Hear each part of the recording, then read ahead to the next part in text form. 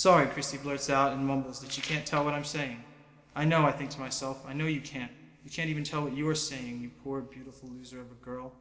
From close up, she's even prettier. Dark brown eyes, black hair, an adorable little nose, and a set of lips that could put Goldie Hawn to shame. Her neck is long and slender, and her skin is smooth and soft. She looks like a model, except that she's not flat-chested. Most models have flat chests. No, she's definitely not a model. My eyes trace their way down the rest of her lean body and then back up to her face, finishing on her ears. They're perfect ears, they really are. So why the hell can't she hear? Why the hell would God make something so beautiful, so perfect, and then rob her? Hello, I say again when I reach the step. How are you? I'm getting sick of repeating this. She says that she's okay, that she was just reading, and how am I doing? I'm all right. Damn, I hate these conversations. I don't want to say anything too complicated, and then I'll have to repeat myself, and she probably still won't understand me. And then we'll be here all night, and Christy will probably catch pneumonia or something. It sure is cold, I say, looking at her shirt. Shit, that was awkward. Why didn't she put on a hoodie or something? She laughs and says that it is cold. She says that she just wanted to thank me for bringing Amanda home. That it was so nice, she says. She was going to have to walk all the way over there. She laughs again, touching her hair and tucking a strand behind her ear the way teenage girls do when they have to speak in front of the class. I still don't know why they do that. Yeah, I was just doing my homework, so I figured I should save you the trouble. It wouldn't have been very fun for you to walk over at this time of night. I mean, most people are probably going to bed now anyway. She nods her head and smiles as if to agree with me, but I can't be sure she heard all of what I said. I mean, shit, of course she didn't hear. She saw. Anyway, I don't think I articulated that very well. Now she's just looking at me. I shift my feet. The salt on the walkway crunches under my shoe. Christy touches her hair again and shifts her weight. I open my mouth to say I better get going, but she cuts me off and asks me about school. I tell her it's all right. She tells me that's nice. I tell her about college applications. She tells me about teaching. Our sentences are short, the pauses are long. We do this for about 20 minutes. Then we wind up right back where we started. It seems to be getting colder, but she doesn't notice. I guess she doesn't really talk to people much. Conversing with the deaf isn't exactly on most people's list of fun things to do. This is probably the first company she's had in a while. Damn shame. I open my secret notepad. Well, we have their license plate number. It's XJH1370. We know they're from Ohio. They have 2 cats and 1 fish. They read a whole lot of books. The old guy doesn't like pink lemonade. The woman has babies, but we don't know where the husband is. And so far, the mom and the old woman only talk to each other by writing on a sheet of paper. Anything else we should add? Zach tells me, nope. We shouldn't add anything else yet. But then, suddenly, he shouts out, wait! I see her.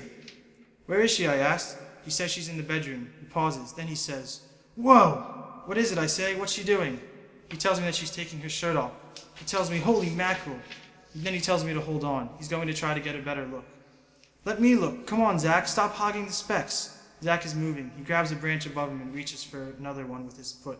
It slips. He screams. He's falling now, arms and legs flailing, bouncing off the branches on the way down, binoculars swinging wildly as he drags them down. He hits the ground with a thud and lays still. Well, I guess I'll be going now, I say, with a sad attempt at finality. She says okay, but am I sure I don't want some tea or some coffee or something? Oh, no thanks, I say. I wouldn't want to trouble you. Really, it's okay. She asks me if I'm sure. I look so cold. She tells me it's nothing really, and to come on in. I hate when she gets all nice like this. Oh, well, thanks a lot, but I really think I'd better get back to my homework. She mumbles a word of agreement and nods sadly. Then she holds up a finger as if to say, wait. She turns behind the door and grabs a plate of homemade cookies in plastic wrap. She made these earlier, she tells me. She wants me to have them. She hands me the cookies. I tell her thank you. She says goodbye and gives me one last smile. I step off the porch and let the darkness wash over me. In the cold night, I see nothing. Nothing, that is, except a pair of tight jeans, a white tank top, and a delicate hand tucking a strand of hair behind one perfect ear. It takes me 14 seconds to climb out of the tree. My heart is pounding again as I race across the yard to the house. I need help. The door gets closer and closer. I jump the last steps and yank hard on the handle. It's locked. I pound the door with my fists. Help, I scream. Help! Somebody please, help, help! I pause for a few seconds. There's no response. I look back at Zach. He still hasn't moved. I pound on the door again, harder than I did before. I scream and scream until my lungs ache. Somewhere in the house, a baby starts to cry, and still I scream. My hands will surely fall off soon, but there is no answer, and the pretty woman with her shirt off is nowhere in sight. I run back to Zach as fast as my feet will carry me, screaming his name as I go. It takes me 5.5 seconds. His arms and legs are all at funny angles, and there is a drop of white foam wrapped the corner of his mouth. I rip off the ski mask and put his head in my lap. He's completely limp, and the binocular cord is twisted around his neck. I try to untangle it, but I can't. I can't think. I call his name over and over again, but he can't hear me. No one can hear me. It takes me 6 seconds to reach the car. I climb in and rest my head against the headrest. I feel exhausted. I really need to start getting more sleep. For a few minutes, I just sit and listen to the wind. Suddenly, I feel cold. I grab my keys and turn the ignition. Nothing happens. I try again. Still nothing. Suddenly, I realize that my headlight switch is still on. Shit! How could I let the battery die? I was only out of the car for 20 minutes. I make sure the car is in park and try again. Fuck, I say out loud. My watch reads 10:45. I call my house. There's no answer. I call my friend Pete. All I get is his voicemail. Outside to my left is an old Buick Regal. It's Christy's car. I get out. The night feels even cooler than it did a few minutes ago. This time it takes me 7 seconds to reach the door. I stop myself just in time from reaching for the doorbell. Christy can't hear the doorbell. All it would do is wake up the kids. The door is unlocked and I go inside. The lights are all off down here. Everyone must have gone to bed already. I climb the stairs slowly, placing my feet on the outsides of the steps so they don't creak. Before I know it, I'm on the landing. The first door has a pink sign that says Amanda's room. I move on. At the second door I can hear muffled snoring. It sounds like a man's. That must be the grandparents' room. I reach the third door. It's silent. This must be Christy's room. I raise my hand to knock. No, she wouldn't hear that either. I'll have to just open the door and turn on the lights. My hand is inches from the handle, and suddenly the door swings open. Christy steps out casually in her underwear without looking up and bumps straight into me. She jumps back in shock, and her back hits the door frame. Her eyes are wide open, her nostrils flared, and her lips are slightly parted. She breathes heavily, and as she do, her chest heaves up and down. I can't speak. I can't move. I wish more than anything that she could hear me right now. I wish that she could hear my heart pounding in my chest, my lungs filling and emptying with air, my mind tearing itself in half with desire and disgust. Why can't she fucking hear? I can't speak, and even if I could, it would be too dark for Christy to read my lips. I reach out and touch her shoulder to calm her, to let her know it's okay, but she gets the wrong idea.